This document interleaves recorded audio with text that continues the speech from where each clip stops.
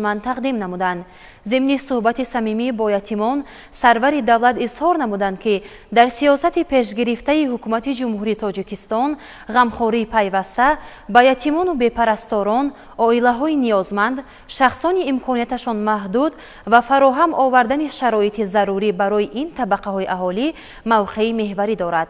به یتیمان که با امر تقدیر از نوازش والدین محروم ماندند، دسترخوان ادانه آراسته شده، تحفه های مالی و پولی، لباس مکتبی، پایافزال، شیرینی ها و دیگر تحفه های ارزشمند تقدیم کرده شد. در ملاقات پیشوای ملت محترم امام علی رحمان از یتیمان دعوت به عمل آوردند که با استفاده از امکانات های فراهم شده با بهای خوب و اعلی تحصیل نموده صاحب علم شوند و با کسب و هنر خود فردی وطن دوست و وطندار گردند.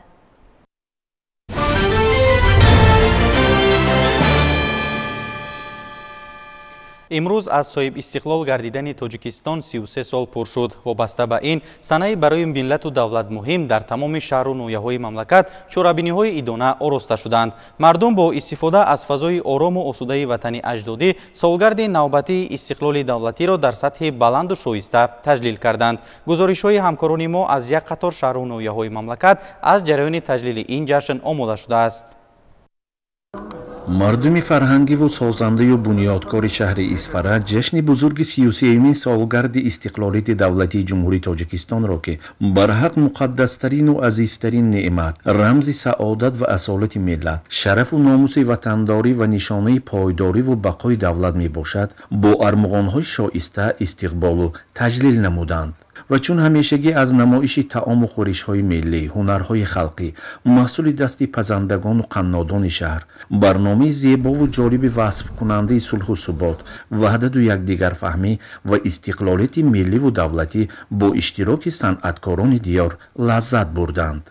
در روند جمع آمدی با تنتنه ادانه، ارزشمندی و اهمیت بزرگ و تقدیرساز استقلالیت دولتی، خدمت‌های بی‌بهای پیشوای ملت، پرزیدنت مملکت محترم امام علی رحمان در تحکیم پایه‌های صاحب اختیاری ملی و دستاوردهای زمان صاحب استقلالی، ضمن مبارکبادی‌های ادانه رئیس شهر اسفره و نماینده مقامات اجرایی حاکمیت دولتی ولایت سوخت واضح و روشن بیان گردیدند. ضمناً گفته شد که استقلالیت برای هر یک ملت بزرگترین نعمت، با ارزشترین مقدسات و با شکوهترین جشن به حساب می رود، زیرا آن مایه افتخار هر شهروند بوده، تکان دهنده غرور ملی، زمینه ساز رشد و تکامل و پایدیوار مستحکم وحدت و یکپارچگی است. ملت ما در تاریخ 9 سپتامبر سال 1991 به این نعمت دست یافت و از آن زمان تا کنون این روز همچون روز استقلالیت دولتی جمهوری تاجیکستان در سراسر کشور عزیزمان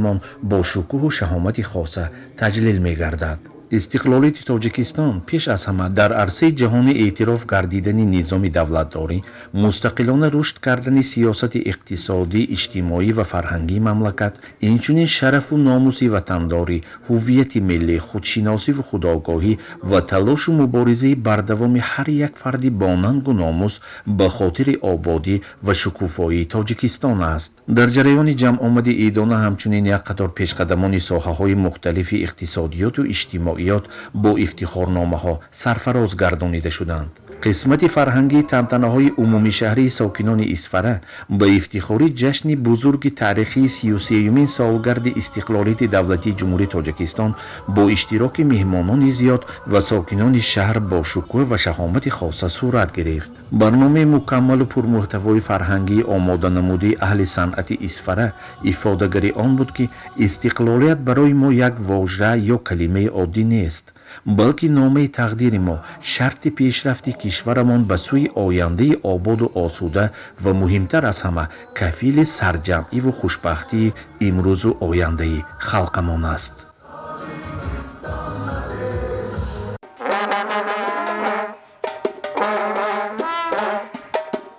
ساکنان شهر و دیهات کانیبادان جشن 33 سالگی استقلالیت دولتی جمهوری تاجیکستان را با احساس بلند خودشناسی و خودآگاهی گرم استقبال گرفتند. چاره‌بینی جشنی در قصر فرهنگی شهر برگزار گردید که با رمزهای دولتی، پرچم‌های رنگارنگ ادانه، شعار و آویزه‌های ترنمگر استقلالیت دولتی آرا داده شده بود. нахуст намояндаи ҳукумати ҷумҳурии тоҷикистон баромад карда мардуми шаҳри конибодомро аз номи президенти кишвар пешвои миллат муҳтарам эмомалӣ раҳмон бо ҷашни фархундаи давлатӣ муборакбод гуфт. зикр карда шуд ки истиқлолият барои ҳар як миллат бузургтарин неъмат, бо арзиштарин муқаддасот ва бо шукӯҳтарин ҷашн ба ҳисоб меравад, зеро он мояи ифтихори ҳар шаҳрванд буда таккондиҳандаи ғурури миллӣ, заминасози рушду такомул ва пойдевори мустаҳками ваҳдату якпорчагист. инак истиқлолияти мо 33 сола шуд ва тоҷикистони мустақилу озод таҳти роҳбарии хиратмандонаи пешвои миллат президенти ҷумҳурии тоҷикистон муҳтарам эмомалӣ раҳмон дар фазои орому осуда рӯз то рӯз дар арсаи дохилӣ ва хориҷӣ ба комёбиҳои навбанав ноил мегардад. гарчанде мо иду ҷашнҳои бисёр дорем, бешак ҷашни истиқлолият муҳимтарини онҳост. зеро истиқлолият аст ки дигар ҷашнҳо мазмуну муҳтаво меёбанд ва умуман зиндагӣ маъно пайдо мекунад. истиқлолият ин пеш аз ҳама дар арсаи ҷаҳонӣ эътироф гардидани низоми давлатдорӣ, мустақилона рушд кардани сиёсати иқтисодӣ, иҷтимоӣ ва фарҳангии мамлакат, инчунин шарафу номуси ватандорӣ, ҳуввияти миллӣ, худшиносӣ, худогоҳӣ ва талошу муборизаи бардавоми ҳар як фарди бонангу номус ба хотири ободӣ ва шукуфоии тоҷикистон аст. санъаткорони бахши фарҳанги шаҳр хотири ҳозиринро шод гардониданд. ҷашни истиқлоли давлатиро дар ноҳияи рӯдакӣ бо ифтитоҳи чанд иншооти таъиноташон гуногун истиқбол намуданд. дар ин рӯз аз ҷониби роҳбарияти мақомоти иҷроияи ҳокимияти давлатии ноҳия ва намояндагони ҳукумати кишвар дар деҳаи истиқлол 3 шаҳраки Мирзо Турсунзода 2 муассисаи таълимӣ, мактаби таҳсилоти ҳамагунии рақами 187 ва ширхоргоҳ кӯдакистони рақами 13 мавриди истифода қарор дода шуд. муассисаҳои мазкур бо дастгирии мақомоти иҷроияи ҳокимияти давлатии ноҳияи рӯдакӣ ва саҳми соҳибкорони ватанӣ бунёд шуда дастоварди назаррас дар рӯзҳои таҷлил аз 33 солагии истиқлоли давлатӣ маҳсуб мешавад. иттилоъ дода шуд ки муассисаи таҳсилоти ҳамагунии рақами 187 аз 8 синфхона ва утоқҳои корӣ иборат буда барои 400 хонанда дар 2 баст пешбинӣ гардидааст. мактаб бо риояи талаботи замони муосир сохта шуда бо лавозимоти дарсӣ муҳайё мебошад. роҳбарияти ноҳия ҳамчунин дар деҳаи истиқлол 3 муассисаи томактабии рақами 13-ро ба истифода доданд. гуфта шуд ки кӯдакистон бо назардошти замони муосир сохта шуда аз 4 гурӯҳ барои қабули 100 кӯдак иборат аст. тамоми синфхонаҳои машғулиятгузаронӣ бо таҷҳизот ва адабиёти бачагона таъмин буда барои тарбияи наврасон мураббияҳои соҳибтаҷриба ҷалб гардиданд. зимни шиносоии ҳозирин ба масъулин ҷиҳати беҳтар намудани сатҳу сифати таълим ва амалигардонии ҳадафҳои маърифпарваронаи ҳукумати кишвар дастурҳои мушаххас дода ба истифода додани муассисаҳои мазкурро идомаи сиёсати бунёдкоронаи пешвои миллат дар самти мактабу маориф арзёбӣ намуданд. ҳамзамон ба истиқболи ҷашни истиқлоли давлатӣ дар ин рӯз дар хиёбони Исмоили Сомонӣ маркази ноҳия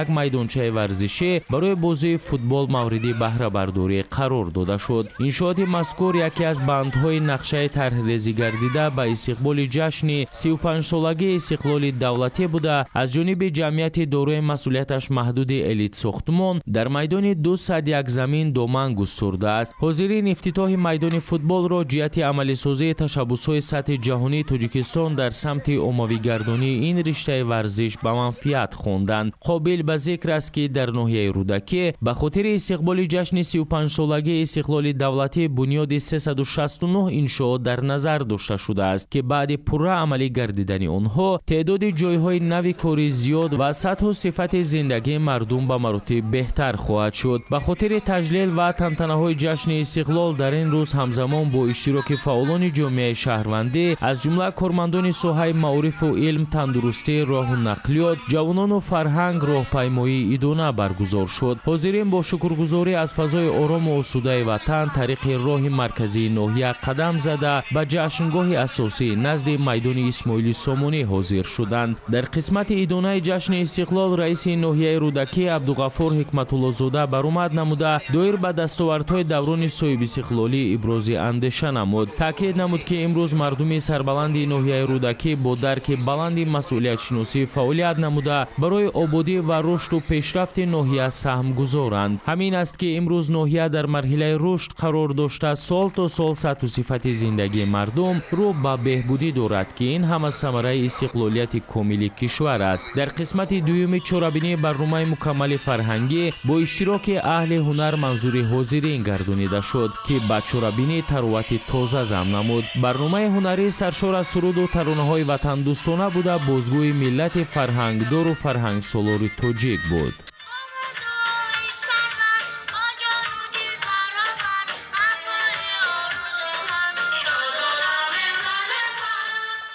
бахшида ба 33-мин солгарди истиқлолияти давлатии ҷумҳурии тоҷикистон дар шаҳри Кӯлоб як қатор иншооти таъиноти гуногун мавриди истифода қарор гирифтанд. дар ҷамоати деҳоти Даҳана бо иштироки намояндаи ҳукумати ҷумҳурии Тоҷикистон, раиси вилояти Хатлон ва раҳбарияти шаҳри Кӯлоб корхонаи сангу шағал ба фаъолият оғоз намуд. корхонаи мазкур аз ҷониби соҳибкори ватанӣ Даврон Даврону бунёд гардида минбаъд дар дастрасии ширкатҳои сохтмонӣ ба масъулаи хушсифати сохтмонӣ мусоидат мекунад. дар корхонаи мазкур 17 нафар сокинони маҳаллӣ бо ҷои кори доимӣ таъмин шуданд. дар ҳамин ҷамоати деҳот ба сохтмони корхонаи истеҳсоли хишти пухта аз ҷониби ҷамъияти дорои маслиҳаташ маҳдуди Хосор эс санги асос гузошта шуд. соҳибкори ватанӣ иброз дошт ки таҷҳизоти корхона аз давлатҳои пешрафтаи ҷаҳон дастрас гардида рӯзҳои наздик васлу насб карда мешаванд ва иқтидори истеҳсолии корхона дар як шабонарӯз 50 000 дона хишро ташкил дода дар навбати аввал 30 нафар сокинони маҳаллӣ соҳиби ҷои кори доимӣ хоҳанд шуд. дар ҳамин мавзеъ инчунин майдончаи муосири варзишӣ ва ҳавзи шиноварӣ ба истифода дода шуданд ки наврасону ҷавонони ҷамоати деҳоти Даҳана ва дигар ҷамоатҳои деҳот имкони дар онҳо машқу тамрин карданро пайдо намуданд. намояндаи ҳукумати ҷумҳурии Тоҷикистон, раиси вилояти Хатлон ва раҳбарияти шаҳр дар ҷамоати деҳоти Зарбдор бо аҳли заъмати ҷамъияти дорои маслиҳаташ маҳдуди пахтаи Кӯлоб вохӯрӣ намуда ба ҷамъоварии ҳосили пахтаи 2024 оғоз бахшиданд. ба кишоварзон тӯҳфаҳо тақдим намуданд ва ба ҳарчи зудтар ва беталаф ҷамъоварии ҳосили баранҷ парваридаашон тавсияҳо доданд. дар толори мақомоти иҷрои ҳокимияти давлатии шаҳри Кӯлоб, намояндаи ҳукумати ҷумҳурии Тоҷикистон ба як қатор фаъолон ва кормандони мақомот барои хизматҳои шоёнашон бахшида ба 33-мин солгарди истиқлолияти давлатии ҷумҳурии Тоҷикистон мукофотҳои давлатиро супориданд.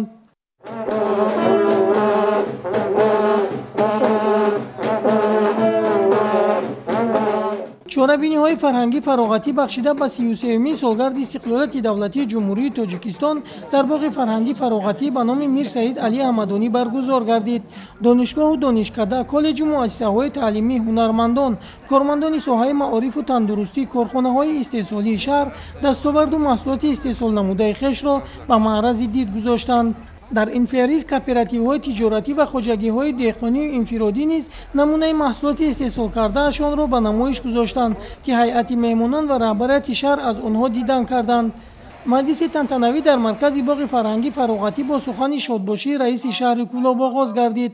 мавсуф ҳозирон ва кулли сокинони шаҳри Кӯлобро бо ҷашни умумимиллӣ табрик гуфта иброз дошт ки давоми 33 соли истиқлолияти давлатии ҷумҳурии Тоҷикистон шаҳри Кӯлоб бо бунёди иншооти таъиноти гуногун, роҳу пулҳо, шинонидани ниҳолҳои ороишиву сояфкан симои хешро ба куллӣ тағйир дода, ворид намудани техникаву таҷҳизоти кишоварзию фаъол гардонидани корхонаҳои саноатӣ, ҷойҳои нави корӣ муҳайё карда сатҳи неку аҳолии сокинонро беҳтар гардонидааст. дигар баромадкунандагон низ аз пешрафту муваффақиятҳо ҳарф зада сокинони шаҳрро бо ин санаи муборак таҳният гуфтанд. дар ҳолати тантанавӣ ба як қатор роҳбарони корхонаю ташкилот ва фаъолон ифтихорнома ва тӯҳфаҳои мақомоти иҷрои ҳокимияти давлатии шаҳри Кӯлоб тақдим карда шуд. барномаи фарҳангӣ бо пешниҳоди сурудҳо дар васъи истиқлолият ватан модар аз ҷониби ҳунармандони бахши фарҳанг, театри вилоятӣ Масака мусиқӣ ба номи Саидалӣ Вализода ва ҳунармандони шинохтаи кишвар идомабахши чорабинӣ гардид. сокинони шарафманди ноҳияи восеъ дар қатори дигар шаҳру ноҳияҳои кишвари маҳбубамон 33-мин солгарди истиқлоли давлатии ҷумҳурии Тоҷикистонро дар сатҳи баланди Идона ҷашн гирифтанд. чорабиниҳои Идона аз боғи истироҳати фароғатии ноҳия бо намоиши ҳунарҳои мардумӣ, дастовардҳои меҳнаткашони ноҳия дар самти ҳаёти иқтисодӣ, иҷтимоӣ ва ҳаёти фарҳангии ноҳия муваффақияту комёбиҳо дар даврони солҳои соҳибистиқлолии Тоҷикистон оғоз гардид. نماینده حکومت جمهوری تاجیکستان همراه با رئیس ناحیه واسع و نمایندگان از مقامات اجرایی حاکمیت دولتی ولایت ختلان و دیگر مهمانان با دستاوردهای هنرمندان ناحیه شناس گردیدند. در نمایش جوانان اعضایان محفل پیروان پیشوای میلاد در حضور نماینده حکومت جمهوری تاجیکستان، وزیر مالیه تاجیکستان سپاسنامه و تحفه‌های قیمتناک و غالبان آزمون‌هایی که در عرفه جشنواره بخشیده به 33مین سالگرد جشن استقلال دولتی جمهوری تاجیکستان با اقدام بخش کار با جوانان و ورزش گذرانیده شده بود، با تنتنه تحفه‌ها را به صاحبانشان سپاریدند. قسمت رسمی چورابینی ادانه بخشیده به 33مین سالگرد استقلال دولتی جمهوری تاجیکستان با اشتراک نماینده حکومت جمهوری تاجیکستان در میدان ورزشگاه مرکزی ناحیه با اشتراک هزارها ساکنان ادامه یافت. بخشیده به جشن فرخنده میلاد در معروضه رئیس ناحیه واسع از دستاوردهای مهنتکشان ناحیه در سمت رشد حیات اجتماعی و اقتصادی در سالهای صاحب استقلالی تاجیکستان یادآور گردیدند. تجلیل با افتخار روز استقلال دولتی که از هستی دولت، رشد آزادیخواهی، پایداری ساخت کنستیتوسیونی، سربلندی هر یک فرد خودآگاه و خودشناس گواهی می‌دهد، تاجیکستان آزاد و آباد و صلح‌آور را در عرصه بین المللی مشهور گردانید. قید کرده شد که ساکنان ناحیه واسع جواباً به غمخوری‌های پیشوای ملت، پرزیدنت جمهوری تاجیکستان محترم امامعلی رحمان صادقانه به وطن خدمت نموده برای اجرای دستور و هدایت‌های پرزیدنت مملکت به استقبال جشن 35 سالگی استقلال دولتی آمادگی جدی دیده ایستادند. وزیر مالیه تاجیکستان ساکنان سربلند ناحیه واسع را بخشیده به جشن 33مین سالگرد استقلال دولتی جمهوری تاجیکستان از نام حکومت جمهوری تاجیکستان تبریک نمودند. نماینده حکومت کشور در برآمدشان قید کردند که نتیجه تلاش‌های پیوسته اساسگزار صلح و وحدت ملی، پیشوای ملت، پرزیدنت جمهوری تاجیکستان محترم امامعلی رحمان و حمایه استوار و دستگیری مردم سربلند تاجیک وظیفه عظیم تاریخی رسیدن به استقلال دولتی و پایداری آن اجرا گردید. سپس در محیط تنتنوی با پیشرفان ساحه اقتصاد، صاحبکاران، معارف و فرهنگ با مکافات‌های دولتی و سپاسنامه مقامات اجرایی حاکمیت دولتی ناحیه واسع قدردانی گردیدند. در قسمت فرهنگی چورابینی بخشیده به جشن 33مین سالگرد استقلال دولتی جمهوری تاجیکستان، کارمندان بخش فرهنگی ناحیه برنامه ادانه را پیشکش اشتراکچیان نمودند. در دوره استقبال از جشن 33مین سالگرد استقلالیت دولتی جمهوری تاجیکستان در مرکز ناحیه بلجوان بینای 5 آشیانه استقامتی که با طرح زیبا و زمانوی بنیاد شده است مورد استفاده قرار داده شد. در رسم افتتاح انشاءات مذکور نماینده حکومت جمهوری تاجیکستان، رهبریت ناحیه، ساکنان محلی و دیگر فعالان اشتراک نمودند. بینای مذکور در دایره نقشه چورابینی‌های مقامات اجرایی حاکمیت دولتی ناحیه بلجوان بخشیده به 35مین سالگرد استقلالیت دولتی از جانب صاحبکاران بنیاد گردیده دارای تمام شرایط‌های معاصر میباشد. انشاءات نو بنیاد با انفراستراکچور ضروری خدمت‌رسانی از جمله آب، برق، تشناب پیوست کرده شده. همزمان برای تامین شرایط مساعد استقامت کنندگان در بنا لیفت نیز نصب کرده شده است که در ناحیه این اولین بنای استقامتی مجهز با لیفت میباشد. همچنین در شفت انشاءات برای برگزاری چورابینی‌ها و تامین فراغت ساکنان میدان کشادی سفالک پوش گردیده و میدانچه بالا پوشیده بنیاد گردیده است. برای گذراندن مشغولیت‌های ورزشی نورسان و جوانان میدانچه فوتبال و برای فراغت و بازی کودکان نیز شرایط مساعد مهیا میباشد. در عرفه استقبال از 33مین سالگرد استقلالیت دولتی جمهوری تاجیکستان در ناحیه بلجوان اولین بینای 5 آشیانه با تمام شرایط‌های معاصر مورد استفاده قرار داده شد که این همه ثمره استقلال و آزادی و سیاست پیشگرفته پرزیدنت جمهوری تاجیکستان محترم امامعلی رحمان میباشد. ما زنان و بانوان ناحیه بلجوان جواباً به این غمخوری‌ها برای پایداری استقلال و آزادی در رشد وطن دوستی، تربیت نمودن نسل جان و تازه و آزاده نگاه داشتن هر یک کوچه و محله سهم ارزشمند خود را میگذاریم. ساکنان دهه ملکانی جماعت دهات بلجوان باشند در روزهای تجلیل از این جشن با آب نوشاکی تامین شدند. انشاءات مذکور از جانب صاحبکار ناظم رحیموف با کندن 90 متر چاه عمودی بنیاد گردیده است.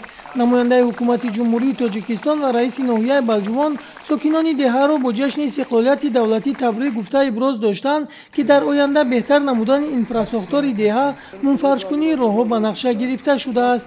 Иброз гардид, ки дар ин деҳа 878 нафар сокинон зиндагӣ мекунанд ва минбаъд аз норасои оби нӯшокӣ танқисӣ намекашанд. барои амалҳои эҳсонкорона ба соҳибкор ифтихорномаи мақомоти иҷроии ҳокимияти давлатии ноҳия супорида шуд. дар маркази ноҳия бошад бахшида ба ҷашни умумии миллӣ намоишгоҳи дастовардҳои хоҷагии халқ ташкил карда шуд. муассисаҳои томактабӣ, кормандони соҳаи тамдурустию маориф, ҳунармандон, катбонуҳо, корхонаҳои саноатӣ ва хоҷагиҳои деҳқонӣ маҳсули ҳунар ва дастранҷи хешро ба намоиш гузоштанд. шугрона истиқлолият мекунем, шугрона аз роҳбари давлат мекунем. имрӯз ҳамаи хоҷагиҳои деҳқонӣ мо, ҳамаи аҳолӣ мо барои рӯзгузаронии худ аз ҳисоби заминҳои назди ҳавлигӣ ва заминҳои хоҷагии деҳқонӣ ҳамаи маҳсулотҳои хушсифат истеҳсол намуда ба маъракаи ҳозир ҷашни 33-солагии истиқлолияти давлатии ҷумҳурии тоҷикистон пешниҳод намуда истодаем. айни ҳол дар ҷамъияти мо 33 хоҷагии деҳқонӣ амал мекунад, як ҷамъияти дорояш маҳдуди мармарӣ, ки аз ҳама ҳисобҳои пешравии зиндагии халқ аз ҳисоби замин мешавад, заминро самаранок истифода бурда мешавад. меҳмонону раҳбарияти ноҳия аз намоишгоҳ дидан карда ба ҳунару маҳорати сокинон баҳои баланд доданд. мавриди зикр аст, ки дар ноҳияи балҷувон 5 ҷамоати деҳот мавҷуд буда шумораи аҳолӣ он ба 34300 нафар расидааст. сокинон ба кишоварзию чорводорӣ ва боғдорӣ машғул буда ҳамасола маҳсулоти гуногуни кишоварзӣ истеҳсол менамоянд ва дар намоишгоҳ ба маърази дид гузошта буданд. хоҷагиҳои ҷангали ноҳия низ дар ин намоишгоҳ маҳсули ҷангал ва гулу гиёҳҳои шифобахшро пешниҳод карданд. дар варзишгоҳи ноҳия раиси ноҳияи балҷувон ҳозирон ва кулли сокинонро бо 33-юмин солгарди истиқлолияти давлатии ҷумҳурии тоҷикистон табрик гуфт. мавсуф иброз дошт, ки ноҳияи балҷувон давоми 33 сол боз ҳам ободу зеботар гардида сатҳи неку аҳолии мардум рӯ ба беҳбудист. инчунин аз бунёди иншооти таъиноти гуногун, роҳу пулҳо ва коргоҳу корхонаҳои саноатӣ ёдрас гардид. намояндаи ҳукумати ҷумҳурии тоҷикистон низ сокинонро аз номи раҳбарияти олии кишвар табрик гуфта ҳама дастоварду ободкориҳо ва пешрафту муваффақиятҳои соҳаҳои гуногуни хоҷагии халқро аз соҳибистиқлолӣ ва сулҳу суботи сартосарии кишвар ба сиёсати хиратмандонаи пешвои миллат муҳтарам Эмомалӣ Раҳмон унвон кард. баҳри болидахотирии меҳмонон ва сокинони ноҳия, ки аз дурдасттарин деҳот барои таҷлил аз ҷашни 33-юмин солгарди истиқлолияти давлатии ҷумҳурии тоҷикистон ба маркази ноҳия омада буданд, барномаи мукаммали фарҳангӣ пешниҳод карда шуд. инчунин беҳтарин ҳунармандони шинохтаи кишвар бо пешниҳоду суруду рақсҳо ба чорабинӣ ҳусну таровати бештар бахшиданд. дар идома гӯштини миллӣ ташкил карда шуд, ки наврасону ҷавонони қавибозу аз шаҳру ноҳияҳои кишвар ба ҳам сабқат карданд. ба ғолибон тӯҳфаҳои идона тақдим карда шуд.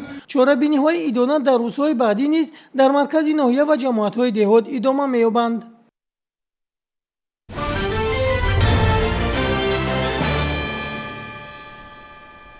тамошобинони гиромӣ, буд хабарҳои ин соат ки мустақиман манзуратон намудем. хайр, саломату пирӯз бошед.